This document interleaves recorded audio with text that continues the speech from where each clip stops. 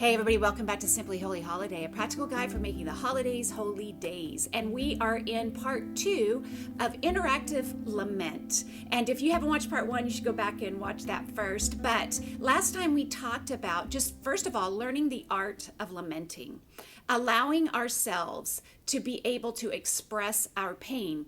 And living in a culture that doesn't do that so well, it is something that we have to learn. And the Bible is a great handbook for that, honestly. And specifically, the Psalms are meant to be models for our own prayers. If you remember, Jesus, when he was in his greatest anguish on the cross, what did he do? He quoted Psalm 22, which was the psalm we went through last time. My God, why have you forsaken me? He was using that model to express his own feelings to God. And that's what we're learning how to do, to be comfortable with the magnitude of our own feelings and getting them out of our body so that it doesn't pile up in some sort of, physical condition or emotional state, but we can get them out, and that God is able to handle that by us getting it out through our pen onto that paper. It is a therapeutic way of dealing with our pain. I actually call, we talked about how that part can be called journal speak. I got that from my daughter, just speaking out in your journal, everything that you'd want to say. Another way I think about it is that it's sort of my amygdala speak. It is a way of taking all of that pain, that fear, the danger, when your amygdala in the brain stem is going off, it's going danger, danger, danger, get out of here, freeze, flight. What is it? It's fight, flight, or freeze. That's what your amygdala is saying. We got to get out of here, or we got to fight back, or be still, but as a grown-up, we actually take that message and we put it through our prefrontal cortex. And that's a good thing, because that keeps us from having, sort of socially unacceptable behaviors. And that is a good thing. We have to think things through. But the downside of being such a good grown-up is that we have learned how to clean up how we feel and what we say and what we think in such a way that we're actually not even really being authentic or honest anymore. We're taking that socially acceptable behavior and we're imposing it on ourselves before we've really even gotten a chance to speak out. So I kind of call that first part of lamenting, when I'm getting all my stuff out, my amygdala speak sometimes, because it's kind of like saying, if I was 5 years old, how would I be responding to everything going on in my body right now and in my mind? And, if you're 5 years old, you'd be, you'd be crying out. Those of you that have 5-year-olds know. They're just going to tell you how bad it is. They're going to tell you how they feel about it, and they're going to go on and on about it until they feel better. So it's kind of using this time as an acceptable way to be 5 years old. We can't do that in our social life or in our marriage life or in our grown-up life, but for this 20-minute time, we get to just say how it really feels to be in our skin. Just get it all out. And that was sort of the first part of this interactive lamenting, learning to speak that language of pain. But now I want to talk about how we can work through that, how God can come in and work us through that. And again, this is really from the book Joyful Journey, and the language that the book uses is called Emmanuel Journaling. Because what we're trying to do is we're trying to remember that God is with us. He was with us when we were having all of our, when the things were happening to us that were hard. And he is with us as we're trying to work through them. So if we can go back with God, he can walk us through all our fears and failures. Honestly, he can walk us through all of that. We have to first accept that something happens to us when we get that sort of traumatic experience happening. And remember that traumatic experience can just be used to refer to anything that has, anytime that something stressful or difficult has happened to us and we felt alone and we were left to our own devices and we were not able to process it all. So whenever things like that happen, we have to understand that there's something that flips in our brain, and we sort of go into this, we flip out of what in the therapist world would probably be called a relational state. That's when you are attuned to other people. God has made us to where our brain actually needs to be with others. And we know this because even years and years and years ago, we knew about those studies where babies were left unattended. And what happens when neglect, when children are neglected, there is something that, sort of shuts down in their brain because our brains are wired to need that connection with other people. Well, when a traumatic experience happens, or when we get into fear, or when we are hurt, we actually move out of that relational state, that state that helps us to communicate well with others.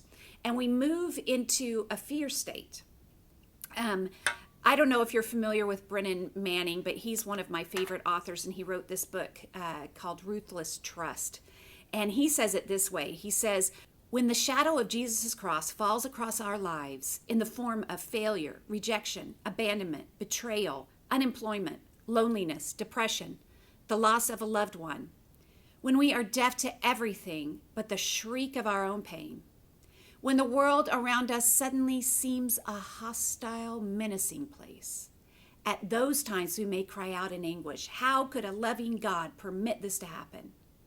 At such moments, the seeds of distrust are sown. It requires heroic courage to trust in the love of God, no matter what happens to us. And that is the truth. There are times in our life when we move out of that relational state, the peace of God no longer rules in our hearts, and we see the world as hostile. We can even look at people that we have trusted and loved in the past, and all of a sudden they seem menacing. That happens to us, and we move into a fear state.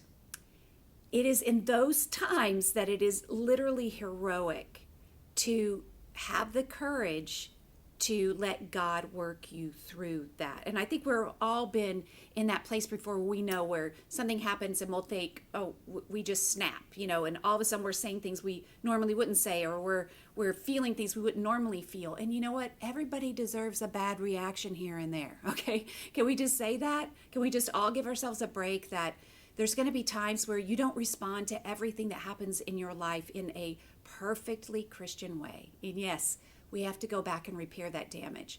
But there's a real thing that happens inside of you where you panic and you cannot hear. So how do you get out of that? How do you make sure that you can turn your relational circuits back on? First of all, the first thing we have to do is we have to be aware of when our relational circuits have gone off. And in the book, it gives us some of these signs to look for, and I just wanted to read them to you. It says, here's some signs that your relation circuits are off. When you feel, I just want to make a problem, person, or feeling go away. When I don't want to listen to what others feel or say. When my mind is locked onto something upsetting. When I don't want to be connected to blank, someone I used to like. When I just want to get away or fight or freeze, which we talked about, versus calm and connect. Or when I more aggressively interrogate, judge, and fix others. These are signs that we absolutely can tell that our relational circuits have been shut off. So what we want to be able to do is we want to get those relational circuits back on.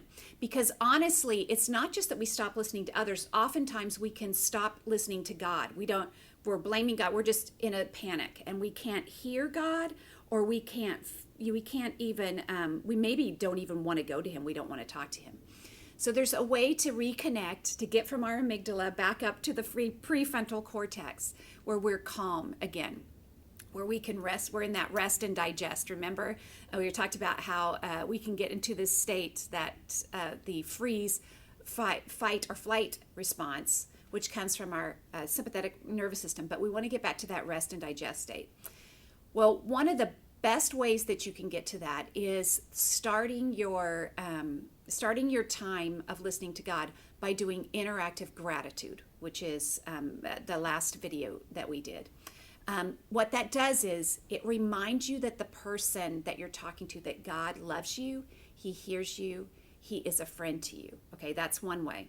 Another way is just going into your Emmanuel Journaling by first writing what you can hear, the impressions that you can get from God.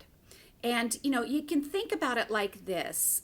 You can think about, when you go to a therapist, because what we're trying to really do is to allow God to be our therapist, so to speak, the great counselor that he is. When you go to a therapist, what they do is they attune to you.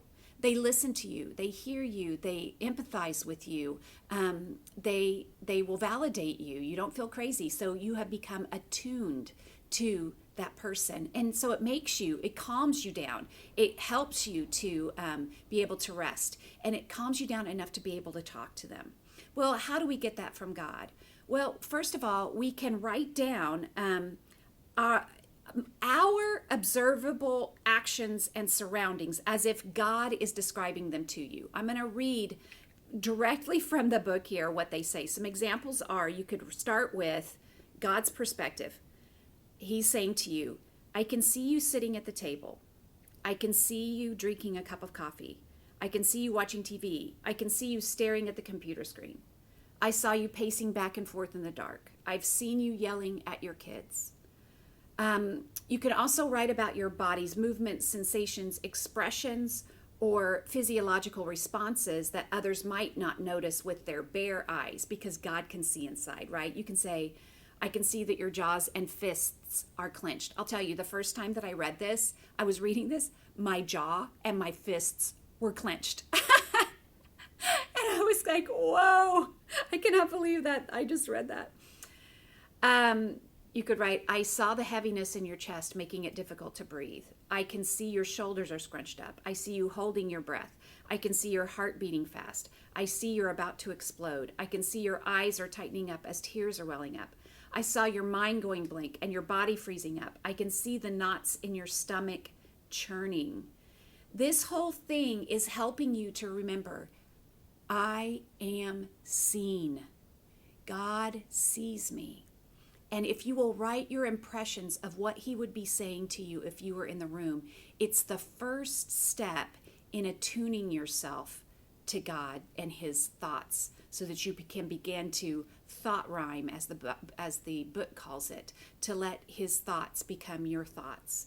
And that this will calm you down so that you're able to continue in your writing. Because what I'm trying to get to is a way of, when you're so upset you feel like you can't even write, when every time you go back, I don't want to go back into the past, it's too disturbing. Sometimes I can write about something, it's like it happened last week and it happened 2 years ago. So this is just to get through that initial step. Once we're in that place of being able to calm down a bit, because this is exactly what we would be doing if thinking about even you comforting your child, or a child if you don't have your own. If a child is upset, you can see that they're in distress, you're going to be calming them down. You're going to be hugging them. You're going to be letting them, you're going to be assuring them that you see them, that you're there, you hear them, you want to listen to them, you're drawing them out, you're calming them down. This is what God is trying to do to us. And then you're able to hear the story. Then you'd say, tell me all about it. And that once we get to this point, then we can start pouring our heart out to God about some situation, whatever happened. It can be something that just happened, it's the stuff that happened today. It can be something that's happened in your childhood. It could be something that happened a couple of years ago and you're stuck, keep replaying it in your brain. But you're getting that out. And you've got a picture that God is saying, tell me more, tell me more, tell me more. What else? What else? What else? Because he is the perfect parent and he does want to hear it. So we are able to write out what we're feeling and thinking and everything that happened in this scenario and getting it all out to God. Then he is able to tell us sort of back what he hears and give it, we start to think his thoughts. This sort of helped me, this thought. It says, for the next step of thought rhyming, we rewrite what God is hearing us say out loud, as well as what we are thinking internally. And another way you can think about this is when you're talking to someone and you're telling them something, and especially someone that's a very good listener, so perhaps a therapist or just a really good listener, lots of times they will tell you back what they hear you saying. And it's just so validating, like someone just heard me. Wait a second. Yes, that's exactly what I was feeling. When they're able to say back to you what they hear you saying. It just feels validating in itself that someone has heard you. One of my, Cece Bruce, some of you know her, I feel like is one of the best listeners I've ever met. She's just able to mirror back what you said so well, and it just makes you feel so heard. But you're going to be wanting God to tell you back what he heard you saying. That's what usually comes out when I'm writing. When I'm writing God's response to me. See, because after you write to God, you're writing out, God's response to you. So I hear him sort of validating the things that I've said. And then it says, listen as God describes back to you what he hears, and write down his description. At this point, we are just allowing God to describe and help us bring our thoughts to the surface, regardless of whether we judge them as good or bad. See, this is what's really hard, is that some of us condemn ourselves already. We judge ourselves already. So even when we're listening to God, so to speak, we can hear him through our own filter, which is judging ourselves. But we really have to be careful to step outside of ourselves and not judge whether what we're saying is right or not. When Jesus was praying in Gethsemane, he asked God, please don't make me do this. Basically is what he said. Let this cup be taken away from me. Please don't. Please, I really don't want to. He said what he really felt. He wasn't wrong for asking for that. For expressing ourselves. We have to sort of learn to be compassionate with ourselves. We really can't be compassionate with other people until we learn how to be compassionate with ourselves. I know that's something that I've grown in immensely over the past couple of years, is just learning how to be compassionate with my own process, my own growth. I want everything to be, I've said many times, I want everything solved quickly. I want it to be done yesterday. So sometimes I can cease to be patient and compassionate with myself. But we have to remember that God is the God of all compassion. He will not always accuse. He doesn't treat us as our sins deserve, which just makes me tear up every time I think about that. God is a God of compassion, and he's listening with compassionate ears. He's not waiting to judge. Even when Jesus came to the world, he said, I didn't come to judge the world. I came to save the world. There is a judgment coming. There is a judge for the one who rejects me. That very word which I spoke will condemn him on the last day. I'm sure you're familiar with that scripture. Yes, there's going to be a judgment day, but it's not today. Today, God is trying to help us, and he's compassionate in what he hears. It says God hears all our thoughts. He's allowing us to experience being truly listened to instead of having us experience correction or teaching. In order to stay relationally connected, we must experience being heard. Some examples of this can be, I can hear you yelling and screaming. I heard you crying quietly. I can hear you say to your spouse or your coworker, your parents, I hate you. Get away from me. I don't trust you. I feel unsure about the situation. You don't even know me. I'm done with you. God hears all of this. I can hear you judging yourself. I can hear the excitement in your voice. I can hear your heart and mind racing. I've heard you trying to calm yourself. I can hear the deep desires of your heart. I'm hearing your fears that you're too ashamed to acknowledge. I hear the quiet resolution of your heart. And then after that, you get to hear him say, and I understand. I understand. I am concerned about your suffering. This is so important to hear that somebody understands you, especially that God hears, knows, and understands you. I mean, what could make you feel more validated than that? Nothing. That to know the God of the universe hears you. I had this experience where I had a particular conversation a couple of years ago, and it was, honestly, it was sort of traumatic. And I would not say that in the classical sense, as I've said. No one was trying to even hurt me. It wasn't even the intent. But it was such a shocking conversation that my mind goes back to it over and over again, and I replay it. I would replay it in my mind.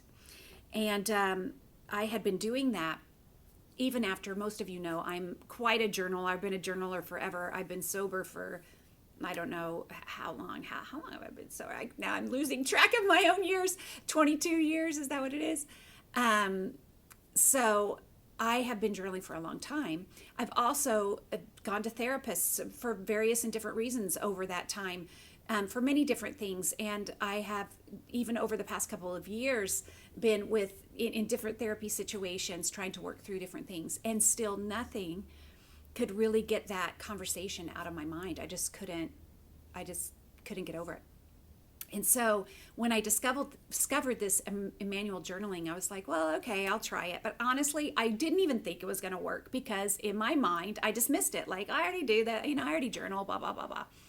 But it was an incredibly significant experience, something like I had never really experienced before, where I could hear God with me in that conversation. So I'd gone back and I'd written about this conversation, but this time what was different was that God had gone back with me, and he had been able to show me. He said, I know, I saw it, I was there, I know what happened in that conversation. I heard it. I heard it when this person said that and this person said that. I heard that. I felt you shut down. I felt you. I felt your pain. I felt your whatever. And just having God go back with me in that situation assured me that not only did he see me in that situation, he saw everybody in that situation. And he is separately working in everybody's life simultaneously. And nothing gets by God. No one gets over on God. God is always working us through something, and he knows, and he will be able to take care of anything that needs to be righted in the situation. Because in every situation we have all of our stuff that we bring into it, and everybody else has their stuff that they're bringing into it. And some of the things that we can fear, honestly, in just our pride and our pain, is that we can be like, that was not right. That's not fair. That's not fair, And we could go back to being, wanting something that's fair, which even in our minds we know, no, we don't really want what's fair. Because that then we would be pronouncing judgment on ourselves pretty much all the time. But in a moment of pain, we can think this is unfair. And I think what we're really searching for is we're searching for the parent that can do something about it all. When you are taking care of children, and they have arguments between themselves, well, when they can't work it out, who do they come to? Well, they come to you as the parent, and they expect you. They really want you to be the arbiter of all justice, and each one thinks that their cause is the greatest cause, and they've been wounded the worst. But as a parent, you try to meet all of their needs at the same time. And you are the person that can do something about it. So sometimes, even though the children come to me and they're looking for justice, so to speak, what they really get is compassion.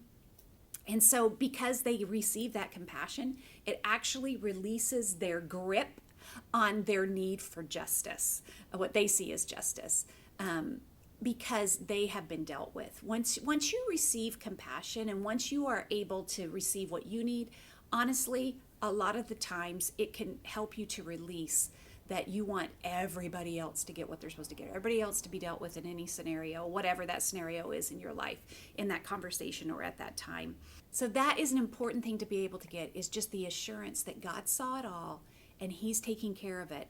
All will be well. He can be trusted, and he can do something to help you in this situation.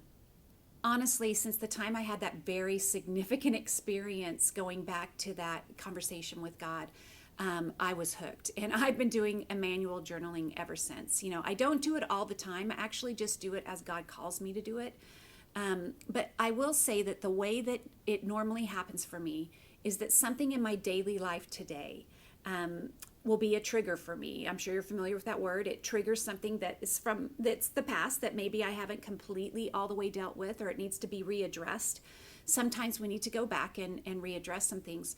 And so when God prompts me with something that happens today, I will usually go back and readdress it. I'm not looking to become a person who is unduly scrutinizing myself, or constantly trying to work on myself, or dig in and uncover everything that I could ever do. It's not that. It's just having a tool having a tool in your pocket that you can use for these painful times. And when we go through painful times with God, and when God is able to meet our needs, it builds our attachment with him. Remember, we're thinking about how do we have this healthy attachment, deal with our own spiritual attachment disorder, and have that close attachment with our God. That is how our children learn it, is we meet their needs, we address their concerns, we take care of them. And so that's how our attachment is built. When they see us taking care of them in hard times, their attachment is built to us. And so when we are allowing God to work us through these hard times, not isolating ourselves, not getting off and getting off of our relational circuits and staying there, but really staying in relation with God, we will build our attachment, and we will be going to him as a matter of course.